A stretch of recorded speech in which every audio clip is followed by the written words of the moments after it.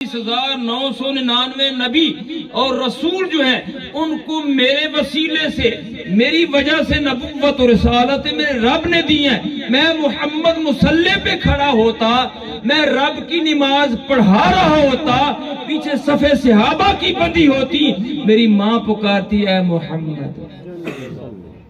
میری بات سمجھو, میں اللہ کی نماز چھوڑ دیتا, پہلے میں اپنی ماں کی جا کے بات سنتا. سبحان اللہ. گویا ماں کی عظمتوں کو, رفعتوں کو بیان کیا. پھر قرآن کہتا ہے کہ نبی کی بیویاں تمہاری کیا ہیں؟ مائیں ہیں. میرے استاد گرامی کہا کرتے تھے, مرنے سے پہلے وصیت لکھی قاری محمد اعظم خان, میں تمہیں بتانا چاہتا ہوں میں اپنی ماں سے زیادہ رسول اللہ کی ازواج مطہرات کو درجہ دیتا ہوں. ہماری ہزاروں لاکھوں ماؤں کی عزت رسول اللہ صلی اللہ علیہ وسلم کی بیویوں پہ قربان ہے, اس لیے کہ وہ تمام مومنوں کی مائیں ہیں, تمام مومنوں کی مائیں ہیں. مجھے یہ کہا گیا تھا کہ اس کائنات میں سیدہ خدیجہ الکبریٰ رضی اللہ تعالی عنہا کا اور رسول اللہ کا جو نکاح ہوا, ذرا اس کے بارے میں تھوڑی سی بات کیجئے گا. میرے محبوب کریم علیہ السلام کے صحابی حضرت انس, یاد رہے گا, بن مالک. آپ فرماتے ہیں کہ میرے محبوب کریم نے فرمایا دنیا کے اندر 4 عورتیں جو ہیں نا, 4 عورتیں وہ بڑی عزت والی, بڑے مرتبے والی, بڑی مقام والی ہیں, ان کا کوئی مد مقابل نہیں ہے. ان میں کون کون سے ہیں؟ ان میں ذرا توجہ کیجئے گا, حضرت آسیہ رضی اللہ تعالی عنہ. حضرت آسیہ کون ہے؟ یہ کتنی پاکیزہ اللہ کی بندی ہے ایک کافر اور دشمن خدا کی بیوی, مگر ہے عاشق خدا. حضرت آسیہ جو فرعون کے گھر میں ہے, حضرت آسیہ کے والد کا نام حزام ہے. ایک وہ مقدس عورت ہے, اور ایک سیدہ خدیجہ الکبریٰ رضی اللہ تعالی عنہ عزت و عظمت والی اور برکت والی ہے. اس کے بعد سیدہ فاطمہ الزہرا رضی اللہ تعالی عنہا کی ذات ہے. اور اسی طریقے سے ان کی عظمتوں رفتوں کا مقام بیان کرتے ہوئے اس نے پوچھا تھا, لوگوں یہ بتاؤ کہ سیدہ فاطمہ کا مقام بڑا ہے یا سیدہ خدیجہ الکبریٰ کا مقام بڑا ہے؟ اب جواب دینے والا بھی کوئی عاشق رسول تھا, اس نے کہا کہاں چھیڑ دیا, اگر تم دیکھنا چاہو سیدہ خدیجہ الکبریٰ کا مقام تو ماں ہونے کے اعتبار سے ان کا بھی کوئی ثانی نہیں ہے, اور سیادت میں سیدہ فاطمہ کو بھی کوئی ثانی نہیں ہے. نبی کریم علیہ السلام جوانی کے مراحل طے کر رہے ہیں. آپ کی عمر مبارک 25 سال کی بہاریں طے کر چکی ہے. 25 سال کی جب بہاریں طے کر چکی تو اس دور کے اندر سیدہ خدیجہ الکبریٰ ملکۃ العرب کے نام سے مشہور تھی. حسن و خوبصورتی کے اعتبار سے, مال و دولت کے اعتبار سے اتنی بڑی تاجرہ تھی کہ پورے مکے کے جتنے تاجر تھے ان کا مال جمع کیا جاتا, ایک پرڑے میں رکھا جاتا, اور اکیلی سیدہ خدیجہ الکبریٰ کا مال پھر بھی اس سے تجارت کا زیادہ ہوتا. آپ مال لے کے بازاروں میں نہیں بیچتی تھی, بلکہ آپ نے آگے ملازم رکھے ہوئے تھے اور وہ آگے ڈیلنگ کرتے تھے. ملک شام میں ایکسپورٹ امپورٹ کا کام وہ کرتے تھے, اور آپ ان کی نگرانی گھر میں بیٹھ کرتی تھی. اور طاہرہ کے لقب سے ملقب تھی. زمانے جہالت کے اندر جہاں عورت کا کوئی عزت کا وقار کا کوئی معنی نہ تھا, بلکہ اس بے مہذب معاشرے کے اندر عورت کو پاؤں کی جوتی سے زیادہ ذلیل سمجھا جاتا تھا, مگر اس دور کے اندر بھی سیدہ خدیجہ الکبریٰ کو طاہرہ کے لقب سے یاد کیا جاتا تھا, عزت و وقار کے ساتھ. جب نبی کریم علیہ السلام کے بارے میں انہوں نے باتیں سنی کہ وہ بڑا صادق بھی ہے, بڑا امین بھی ہے, بڑا سچ بولنے والا ہے, بڑا کردار کا پیکر ہے, بڑا حسین و جمیل ہے, تو اس نے پیغام بھیجا کہ کیا میرا مال تجارت بھی, مال جو ہے وہ تجارت کے لیے آپ لے جانا پسند فرمائیں گے؟ آپ کو بھی ظاہری طور پر ضرورت تھی, آپ نے حامی بھر لی. اور اس نے 2 خادم آپ کے ساتھ کیے. انہوں نے کوئی بھی مشورہ ان پہ مسلط نہیں کرنا, یہ یاد رہے تم کو ساتھ اس لیے بھیج رہی ہوں, تم ان کی خدمت کرنا, ان کے چلنے کو دیکھنا, ان کے اٹھنے کو دیکھنا, ان کے بولنے کو دیکھنا, ان کی ڈیلنگ کو دیکھنا, یہ سارے معاملات دیکھنا, خدمت کرنا. اگر کوئی مشورہ مانگے تو دینا, از خود مشورے دے کر مسلط نہ کرنا. جب غلاموں کو بھیجا, یہ سفر مکے سے لے کر جب شام کی طرف جا جا رہا تھا، راستے میں ایک راہب کا گھر آتا تھا جو کبھی کسی کو ملا نہیں کرتا تھا، وہ اپنے اس جو ہے نا مکان سے کبھی باہر نکل کر مسافروں سے سلام بھی نہیں لیا کرتا تھا، مگر اس نے جب وہ منظر دیکھا، اللہ کے محبوب کریم علیہ السلام جب مال تجارت لے کر وہاں سے گزرے، ایک درخت کے نیچے بیٹھے، اس نے میسرہ کو بلا کے کہا، اس نے کہا کہ آج عجب بات ہے، میں آج تک کبھی اس حجرے سے باہر نہیں نکلا، لیکن آج مجبوراً نکلا ہوں، مجھے بتاؤ کہ وہ اس درخت کے نیچے بیٹھا ہوا شخص کون ہے؟ اس نے کہا اس کا نام محمد ہے، اس کے باپ کا نام عبداللہ ہے، وہ ہاشمی قریشی ہے، وہ مکہ سے آیا ہے۔ اس نے کہا اگر یہ ساری باتیں تیری سچی ہیں تو میں تمہیں بتا دیتا ہوں کہ وہی نبی آخر زمان اللہ کے رسول ہے۔ نعرہ تکبیر، نعرہ رسالت، نعرہ حیدری۔ اس رہب کے اس جملے نے ایک بات کہی، دوسرا اس نے کہا آج تک اس درخت کے نیچے نبیوں کے علاوہ کوئی بندہ بیٹھا ہی نہیں ہے، یہاں جو بھی آتا ہے نبی ہی اس درخت کے نیچے بیٹھتے ہیں، تو میں گواہی دیتا ہوں کہ اللہ کے سچے رسول ہیں۔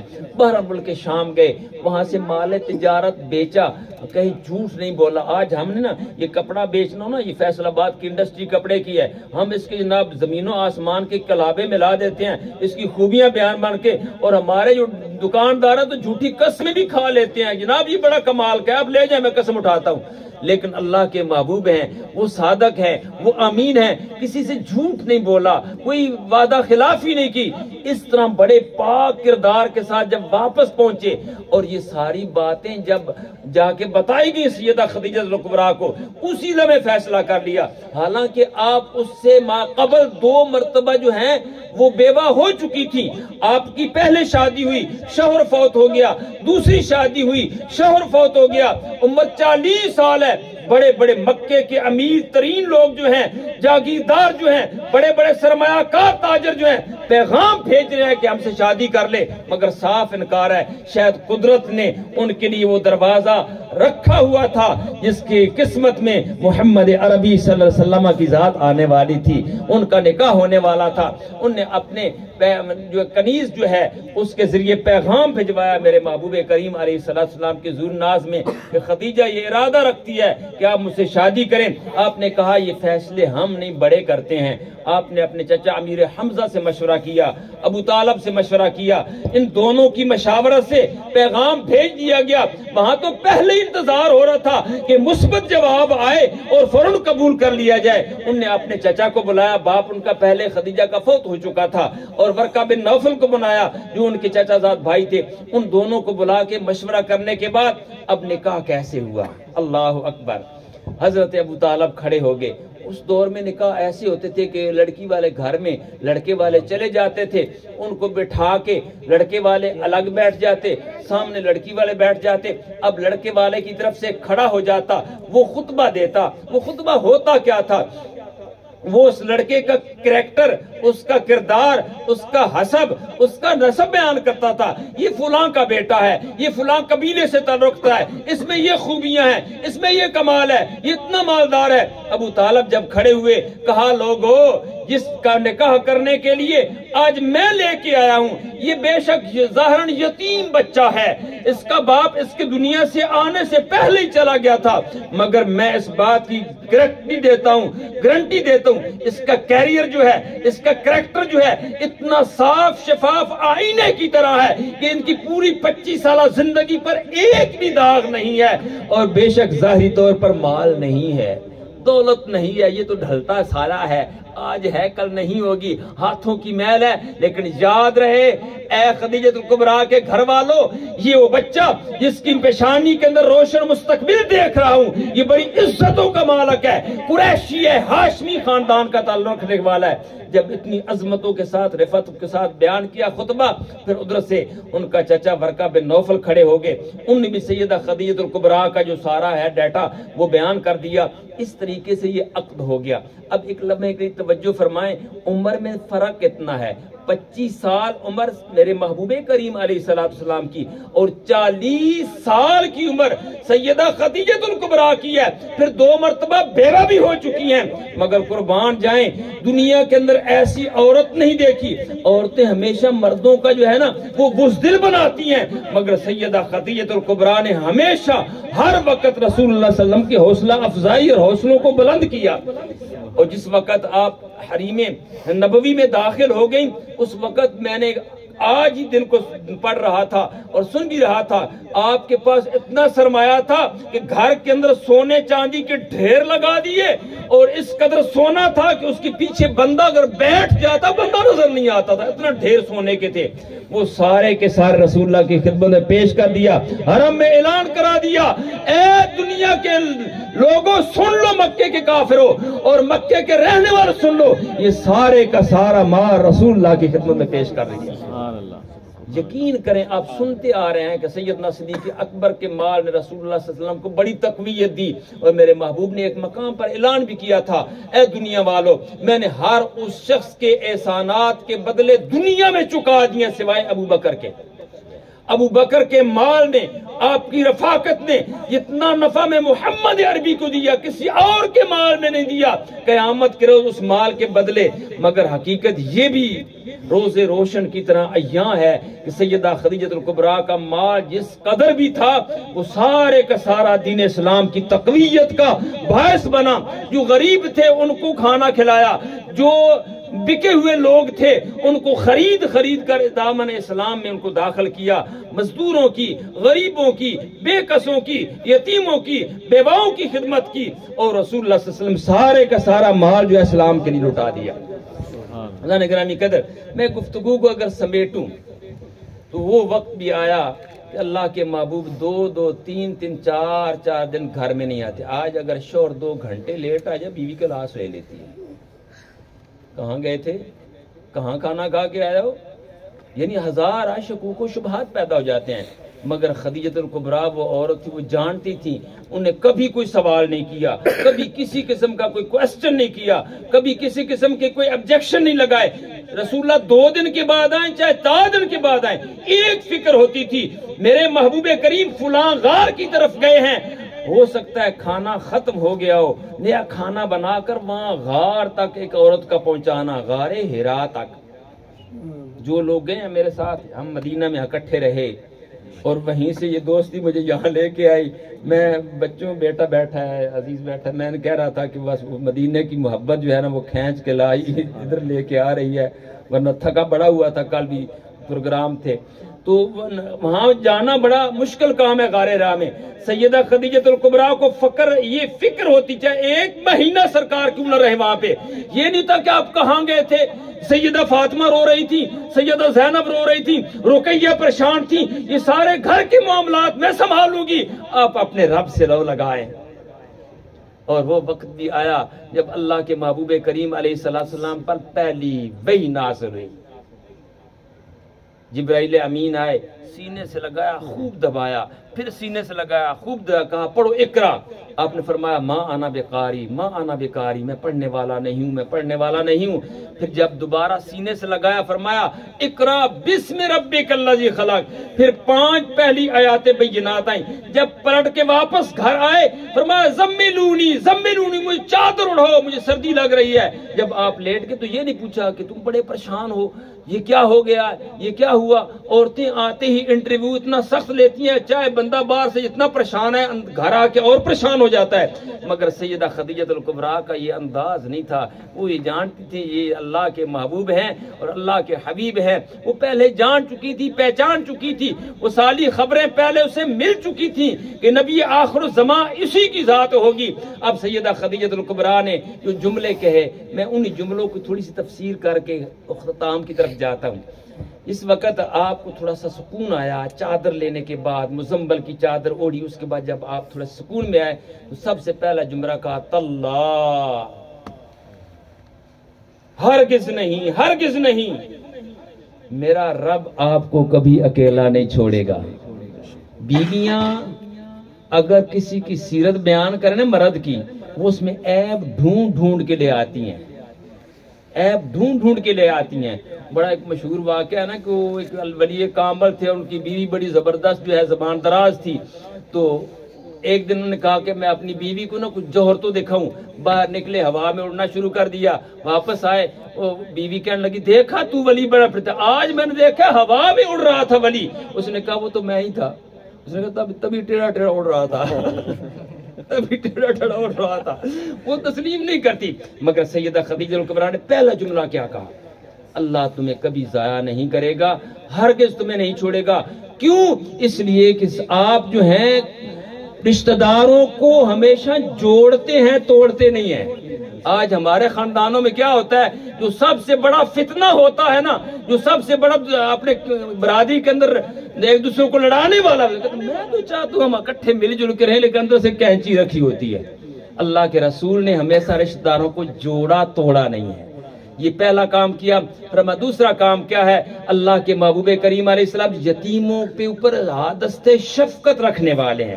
یتیموں کے اوپر اتنا دست شفقت رکھنے والے ہیں. فرمایا جس نے کسی یتیم کے سر پہ دست شفقت پھیرا، اس کے نیچے جتنے بال آئے میرا رب ہر بال کے بدلے نیکی عطا فرمائے گا.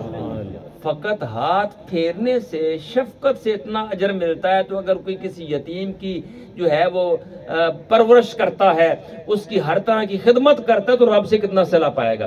پھر فرمایا یا رسول اللہ آپ کی ذات تو وہ ذات ہے، آپ جو ہیں وہ لوگ جو مزدور طبقہ ہے، آپ ان کو کاروبار کی صلاحیتیں عطا کرتے ہیں. ایک یہ ہوتا ہے کہ کسی بھکاری کو، کسی غریب کو 10-20 روپے دے دینا.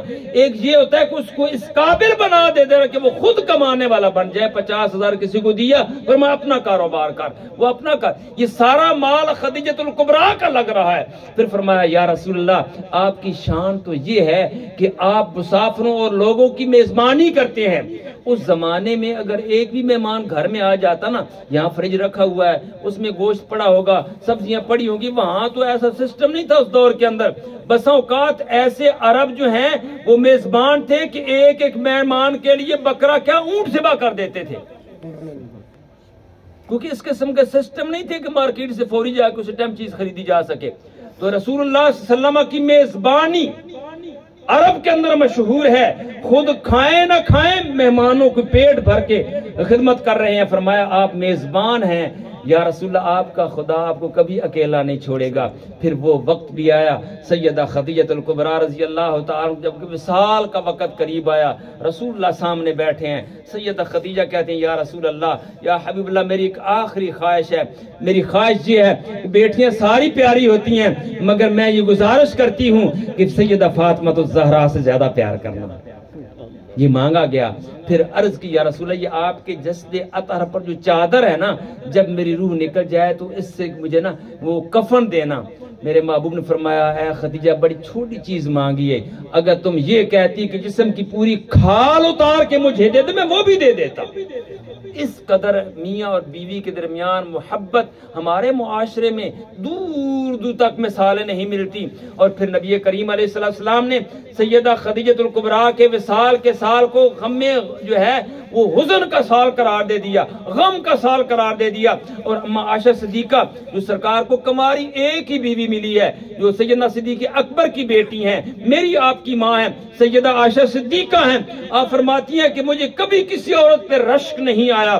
اگر مجھے رشک آتا تھا تو سیدہ خدیجہ الکبریٰ کو پہ رشک آتا. میں نے دیکھا بھی نہیں تھا، میں چھوٹی تھی، میں نے نہیں دیکھا تھا، لیکن مجھے رشک اس لیے آتا کہ رسول اللہ صلی اللہ علیہ وسلم جب بکری ذبح فرماتے، جب قربانیاں کرتے، ڈھونڈ ڈھونڈ کر خدیجہ کی سہیلیوں کو تحائف بھیجتے اور بار بار ذکر کرتے. ایک مرتبہ میں نے یوں ہی کہہ دیا یا رسول اللہ آپ اس بوڑھی خاتون کا ہر وقت ذکر کرتے رہتے ہیں، وہ سرخ رخساروں والی خدیجہ الکبریٰ جو بوڑھی تھی. میرے محبوب کے چہرے پہ جلال آیا. فرمایا عائشہ تم نہیں جانتی، سیدہ خدیجہ الکبریٰ جیسی خاتون آج تک میں محمد نے دیکھی. جتنا حوصلہ افزائی اس نے کی، جتنی میری جو ہے خدمت اس نے کی، جتنے اس کے مال نے اسلام کو تقویت دی، اسی کا حصہ ہے. اور ساری زندگی رسول اللہ صلی اللہ علیہ وسلم سیدہ خدیجہ الکبریٰ کی بار بار بار بار جو ہے ذکر کیا کرتے تھے. دوستان گرامی قدر، ایسی عورتیں اگر زندگی کے اندر نصیب ہو جائیں تو یہ ایک بہت بڑا حسن ہے اور اللہ تعالیٰ کا بہت بڑا عطیہ ہے. آج ہمارے اس معاشرے کے اندر اس قدر بے حسی ہے, اس قدر بے رغبتی ہے کہ ہم ان رشتوں کے تقدس کو بھی نہیں سمجھتے کہ دو میاں اور بیوی ایک زندگی کی کس گاڑی میں سوار ہونے والے ہیں, ان کے کندھوں پہ ذمہ داریاں کیا ہیں. یہ کیا کہتے ہیں پنجابی, اس کو گڈا گڈی کا کھیل نہیں ہے, بلکہ حقیقت یہ ہے یہ دو خاندانوں کے درمیان ایک ایسا بندھن ہے جس کو ساری زندگی آگے پیار محبت سے لے کے چلنا ہوتا ہے. بیٹیاں ہر ایک کو پیاری ہوتی ہیں, بیٹیاں کسے نہیں پیاری ہوتی. خدا کی قسم میرے محبوب کریم علیہ السلام نے سیدہ خدیجہ سے کیا وہ وعدے کا پاس یہ رکھا, جب سیدہ فاطمہ الزہرا آتی آپ میرے مصطفیٰ کھڑے ہو کر استقبال کرتے بیٹی کا. مجھے یاد ہے میرے دوست نے امریکہ میں اکثر بیشتر میں 2-3 گھنٹے آج کل بھی ان سے باتیں کرتا رہتا ہوں, بچپن سے کلاس فیلو ہیں, تو ان کی بیٹیاں ان کے بیٹے امریکہ میں پڑھ رہے ہیں. مگر ایک مرتبہ منڈی بہاؤدین میں میں گیا انہیں ملنے کے لیے, تو جب بیٹی کمرے میں داخل تو اٹھ کے کھڑا ہو گیا. مجھے اچانک اسی لمحے یاد آیا کہ یہ میرے محبوب کریم صلی اللہ علیہ وسلم کی سنت ہے کہ بیٹیوں کے آنے پہ استقبال کے لیے اللہ کے جب حبیب کھڑے ہو رہے ہیں. آج ہم اپنی بیٹیوں کے بعد ہمارے معاشرے نے اس قدر بے حس کر دیا ہے. میری بیٹی جب پیدا ہوئی نا, پورے گاؤں میں سے مجھے صرف ایک بندے نے مبارک دی. میں کہا یہ کیا ہو گیا؟ میرے محبوب کریم علیہ السلام کی شان تو یہ ہے, ایک بیٹی پیدا ہوئی, پھر دوسری پیدا ہوئی, پھر تیسری پیدا ہوئی. ام ایمن کہتی ہیں میں ڈر رہی تھی, کانپ رہی تھی, کپ کپی تاری تھی, میں کیسے بتاؤں کہ تیرے گھر میں بیٹی پیدا ہوئی ہے محمد صلی اللہ علیہ وسلم. کہتی ہے میں جب سرکار کے چہرے کی طرف دیکھا نا تو آپ کے چہرہ پھول کی طرح مسکرا رہا تھا. فرمایا اے ام ایمن کیوں گھبرا رہی ہے, یہ تو اللہ کی رحمت ہے. جب چوتھی بیٹی پیدا ہوئی نا میں یوں بغلیں دبا کر بھاگی جا رہی تھی, ایک کافرہ مجھے مل گئی. کہا کہاں جا رہی ام ایمن, بڑی خوش ہو. کہا محمد صلی اللہ علیہ وسلم گھر میں چوتھی بیٹی ہوئی. کہا ارے چوتھی بیٹی, اس عورتیں کہتی تنجب چوتھی بیٹی. کہا ہاں. فرمایا وہ ذات ایسی ذات ہے جو بیٹیوں کی آمد پہ خوش ہوتے ہیں. دوستان اکرام یہ قدر, یہ بیٹی آج کی کل کی بہن, اس کے بعد یہ بیوی, اس کے بعد یہی ماں بنتی ہے جا کے. اور اس کے مقام یہ 4 حیثیتیں ہیں. میں جملوں کو کلوز کرنے والا ہوں. 4 حیثیتوں کو دیکھو, اگر بیٹی کی شکل میں ملے تو اللہ کی رحمت ہے, اگر بہن کی صورت میں ملے اس کے بھائیوں کے کندھوں پہ بہت بڑی ذمہ داریاں اور حقوق ہیں, اگر یہ بیوی کے روپ میں ملے اس کے اللہ تعالیٰ نے بہت حقوق پیدا کیے ہیں, اگر یہ ماں کی صورت میں یہ قیمت کی دولت آپ کے گھر میں ہے, اگر فوت نہیں ہوگی تو رسول اللہ صلی اللہ علیہ وسلم نے وہ ماں جو قبل اسلام تھی اس کو بیٹا بازو سے پکڑ کر کے بازاروں میں بیچ آتا تھا, اور آج کی ماں کے قدموں کے نیچے سرکار نے جنت رکھ دی ہے. مجھے آخری جملہ کہا گیا کہ جناب پیر سیال لجپال, یہ جو ان کے پیر سیال ہے, میں اصل میں ان کے دونوں بھائیوں کے لیے اس کا تو مجھے پتہ بھی نہیں تھا. میں نے امامے خرید کے رکھے تھے کہ میں جا کے نا دستار بندی کروں گا, میں پیچھے کرا بھی گیا ہوں یہاں پہ, لیکن میں نے کیوں نہیں لے کے آیا. جب میں نے ان کے جناب فوٹو میں دیکھا نا کہ پیر سیال کی نسل میں سے ان کے سر پہ امامے رکھ لے, تو پھر میں نے کہا میری حیثیت کیا ہے, چھوڑو پھر وہاں جو احساس وہی کافی ہے ان کے لیے. وہاں پہ جناب ان دونوں بھائیوں کے سروں پہ جو رکھے گئے نا کلے, وہی کافی ہے عزت و وقار کے لیے, اس لیے کہ ہمارے پیروں کا وہ پیر خانہ ہے. میرا مرشد خانہ حضور جسٹس پیر محمد کرم شاہ الازیر بھیرا شریف ہے, اور ان کا آستانہ وہ ہے. اور یہ ٹوپی مسجد نبی میں ہم دونوں کے ملنے کا سبب بنی. میرا بیٹا پوچھ رہا تھا کہ ابو یہ آپ کو جانتے ہیں, میں نے کہا مجھے نہیں جانتے, یہ اس ٹوپی کی رنگت کو جانتے ہیں. کئی مرتبہ ایسا ہوا مجھ سے بڑی عمر کے لوگ آئے, ہاتھ چومنا شروع کر دیا, پیار کرنا شروع کر دیا. بیٹا پوچھتا ابو یہ جانتے ہیں پہلے آپ کو؟ میں نے کہا مجھے کوئی بھی نہیں یہاں پہ جانتا, یہ صرف ٹوپی کو جانتے ہیں, نسبت والے لوگ ہیں. پیر سیال کی بات آخری سنا کر عرض کروں. پیر سیال کسی عام شخصیت کا نام نہیں ہے, یہ شاہ سلیمان توسی پیر پٹھان لجپال کے آستانے کے فیض یافتہ ہیں. وہاں خواجہ صاحب نے ایک مرتبہ کہا کہ جناب مجھے نا 2 اچھی نسل کے کتے چاہیے جو دن کو ہماری نا رات کو مال مویشی کی رکھوالی کرے. اور پیر سیال وہاں سے چلے, سیال آئے, سیال جا کے دونوں بیٹوں کو بازو سے پکڑا, توں سے پہنچ گئے. کہنے لگا حضور اس سے اچھی نسل کا کتا کوئی ملا ہی نہیں. اللہ دن کو یہ خدمت کریں گے, رات کو رکھوالی بھی کریں گے. اس انداز میں وہ پڑھنے والے خواجہ قمر الدین سیالوی رحمۃ اللہ علیہ, میں اس زمانے میں حفظ کرتا تھا جس وقت آپ کا ایکسیڈنٹ ہوا, پھر وصال رمضان شریف میں ہوا. خواجہ صاحب وہ شخصیت ہیں، میں آخری بات عرض کر دوں، دعا کرتے ہیں. ہمارے علاقے میں کھیوڑا ہے، سالٹ مائن آپ سارے جانتے ہیں، سارے ہمارے نمک کھا رہے ہیں کھیوڑے کے. تو وہاں پر نا دوست بہت بڑا مجمع جمع تھا، لوگ سارے محبت سے عقیدت سے ہار لے کے جناب بیٹھے ہوئے تھے، اور کچھ دوسرے طبقے کے لوگ تھے، وہ کہنے لگے یہ پیر پرست ہی ہوندے ہو تسی، تانوں کی پتہ، پیران پتہ بھی نہیں ہوندا، تسی ہمیں ہار لے کے چکی پھر دیو، اگر آج تمہارے پیر نے تمہارا حال پوچھ لیا ہم سنی ہو جائیں گے. اب یہ ممکن تو نہیں ہوتا نا کہ ایک بڑا مجمع ہے جس میں ہزاروں کے لوگ بیٹھے ہوئے ہیں اور پیر جناب ہار بندے کے جناب آئے آپ کے گھر کا کیا حال ہے، آپ کے گھر، ایسا ہوتا نہیں ہے. لیکن اتقوا فراست المؤمن فانه ينظر بنور اللہ. اب سٹیج پہ تشریف لے کے وہ دور کھڑے ہوئے، ان کے جسم میں پسینے آ رہے ہیں اور جا رہے ہیں، رنگ اڑا ہوا ہے کہ آج اگر پیروں نے ہمارا حال نہ پوچھا نا تو یہ بندہ ہمیں جینے نہیں دے گا، ICI کا بندہ یہ جینے نہیں دے گا. اب پیر صاحب نے سٹیج پہ چڑھے، وہاں سے اتر گئے اور وہاں سے صفے چیرتے چیرتے جو ہے نا ان کے سامنے آ کے گردن نیچے کی کہا گلے میں ہاتھ ڈالو، بتاؤ وہ کون نہیں مانتے ہمیں. نعرہ تکبیر، اللہ اکبر، نعرہ رسالت یا رسول اللہ، نعرہ رسالت یا رسول اللہ، تاجدار ختم نبوت زندہ باد، تاجدار ختم نبوت زندہ باد. یہ چند دن پہلے سید شبیر حسین خوارزمی یہ فوت ہوئے ہیں، یہ پیر سیال کے خلیفہ ہیں کھیوڑا میں. آپ فرماتے ہیں کہ میں سید بھی تھا، علم بھی بڑا تھا اور علم کا خمار بھی بڑا ہوتا ہے.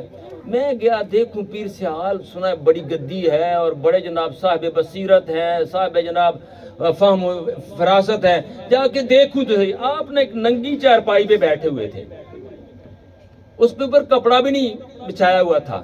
مریدین سارے جٹ جتنے تھے وہ نیچے بیٹھے ہوئے تھے. میں گیا دیکھا یہ سادگی، یہ سارا ماحول. میں نے کہا یار تو عالم پھر تو سید، اے جٹ سے آل، تو سید ہو کے ناندہ بیعت کریں گا. دل شیطان نے وسوسہ ڈالا. ابھی میں وہاں بیٹھا اپنی سوچو بچار میں تھا، عرض کروں نہ کروں، میں ظاہری کو ماحول لگ نہیں رہا مجھے، میں بیعت کیسے کروں گا، میں سید یہ جٹ، معاملہ کو سمجھ نہیں آ رہا. ایک بندہ بخاری شریف لے کے آیا، طالب علم، اس نے کہا حضور یہ عبارت نہ مٹی ہوئی ہے، سمجھ نہیں آ رہی، آپ ارشاد فرما دیں. کہنے لگے ماں تو ہے نا ان پڑھ جا بندہ، وہ پیر صاحب بیٹھے جے، وہ عالم دین بیٹھے جے، انہوں کو جا کے پڑھ لے. کہنے میرے پاؤں سے زمین نکل گئی، ہاتھ جوڑ دیے، ادب سے جھک گیا کہ حضور مجھ سے غلطی ہو گئی، یہ شیطان کے وسوسے تھے. اور وہ سید شبیر حسین خوارزمی کہتے ہیں ہم سب بیٹھے ہوئے تھے، ایک لالی یہ پرندہ ہوتا ہے آپ کی چرپائی پہ آ کے بیٹھ گیا، اتنا شور مچایا، اتنا شور مچایا، نہ کسی کو ہمت اڑائے، باتوں کی سمجھ نہیں آ رہی. آپ نے فرمایا موزر منگاؤ، موزر منگوا لیا گیا. وہ پرندہ وہاں سے اڑا اور اڑنا شروع کر دیا. آپ نے جوتا بھی نہیں پہنا، پیچھے پیچھے چلنا شروع کر دیا. چلتے چلتے دیکھا اس کے گھونسلے کے قریب بچے چیخ رہے ہیں اور سانپ قریب پہنچ چکا ہے. آپ نے وہاں پر قرآن کی ایک آیت پڑھی، اگر وہ پڑھو، اگر جنات ہو کوئی اور چیزوں تو بھاگ جاتی ہے، اگر سانپ ہوا تو نہیں بھاگے گا. آپ نے جناب وہ آیا کریمہ پڑھی، وہ نہیں بھاگا، فائر کر کے اس کو مار دیا. ہم وہاں جا کے سمجھے کہ پرندہ بھی فریاد لے کے اللہ کے ولی کے پاس آیا ہوا. اس لیے دوستان گرامی قدر، ہم تو بذات خود پیر سیال کے ٹکڑوں پہ پلنے والے ہیں اور یہ خوش نصیب گھرانہ ہے کہ ان کی نسبت بھی ادھر ہے. اور نسبت جو ہے نا یہ بڑے کام کی چیز ہے. میں بار دیگر کافی رات ہوگی، آپ نے صبح کی تیاریاں بھی کرنی ہوگی.